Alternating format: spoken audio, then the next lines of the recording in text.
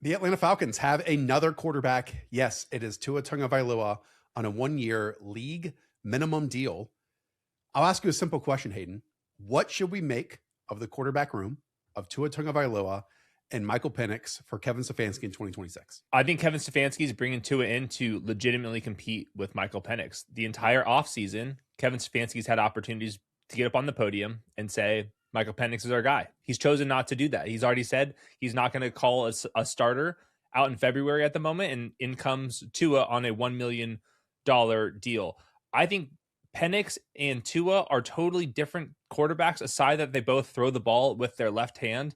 Aside from that, though, it's like Michael Penix only to the outside, and then Tua, I think, is more in the Kevin Stefanski type of mold, like quick hitting stuff, the tight ends, running backs, and that's where Tua's at his best. And then Michael Penix more of a vertical outside player. And I think if you look around the room, it's Drake London's and Bijan's and Kyle Pitts types, which I do think is more Tua, Kevin Stefanski coded. So I think real competition here. Kevin Stefanski in back-to-back off seasons drafting Dylan Gabriel and then signing Tua Tagovailoa is objectively hilarious. So good.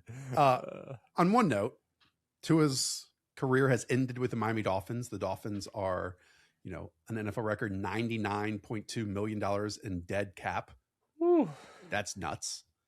You mentioned that these two players attack the field very differently. Michael Penix loves outside the numbers, deep down the field shots. Think of what was the University of Washington type stuff.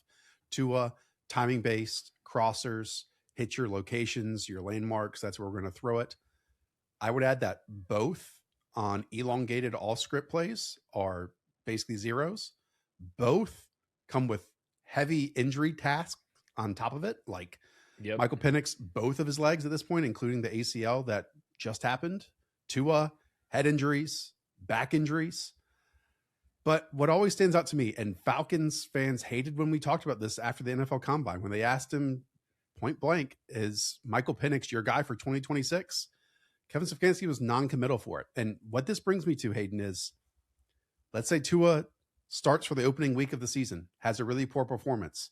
The first question that Kevin Stefanski is going to get is, well, are you going to pivot back to Michael Penix? And vice versa. It could be the opposite way.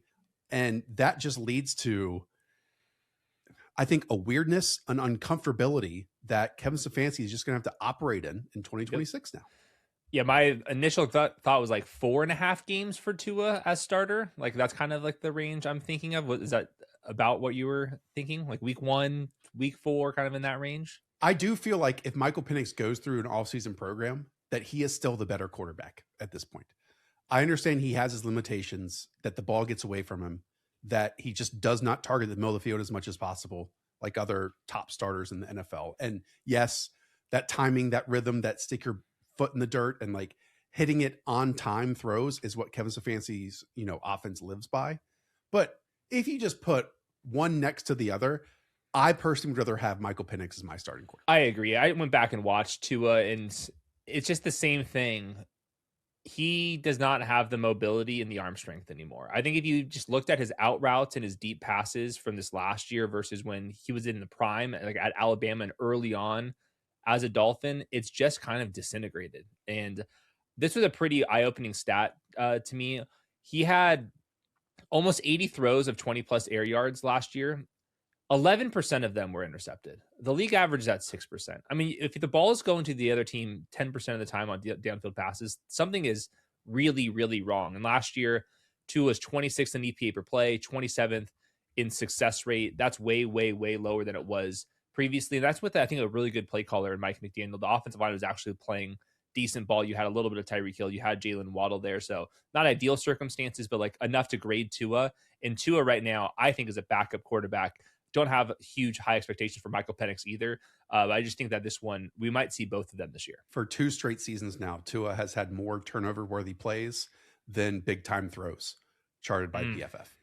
It's kind of where we're at this point. Yep. Like once defenses figured out how to slow down, the wide receiver spacing and speed, and then force Tua off of a second read, he's just so limiting.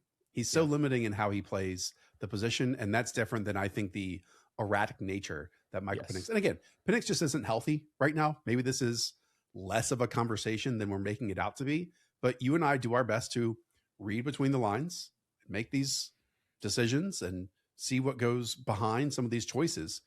And it just feels like Kevin Stefanski is not completely sold on a full season of Michael Penix once healthy and wants someone with as much starting capability in his back pocket. And that is Tua.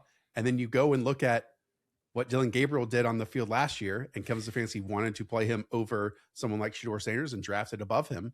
And it is that like point and shoot in the rhythm of the offense. And if you can execute that, then we have a chance. Yeah. I like the signing for the Falcons. Like, I mean, Tua probably would have made, $10-ish million per year on the open market, but because the guaranteed money that the Dolphins owe him, he goes for the veteran minimum. So you get a little bit of a discount if he's going to be your quarterback too. And I do think there's a chance he's going to start a little bit. I would be very shocked if Tua is like the long-term answer for the Falcons here. I think that's way more likely to be Michael Penix, but I think it'll be fun. Definitely some insurance to the Michael Penix ACL surgery here. And I do think this provides a little bit more of a floor for Bijan as either the first or second overall pick in fantasy drafts, either him or Gibbs.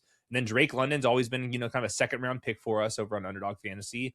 And I think that this helps him out just a little bit because instead of Michael Penix versus who knows who at quarterback 2, we're at least going to be able to have Tua throw the ball to Drake London. I think that's a good stylistic fit. Yeah, I would love to hear from people who are watching this right now if they believe we are off base, thinking that Tua has a legit shot of making this not a quarterback competition, but like both of these guys are going to get starts next year is how I feel about it.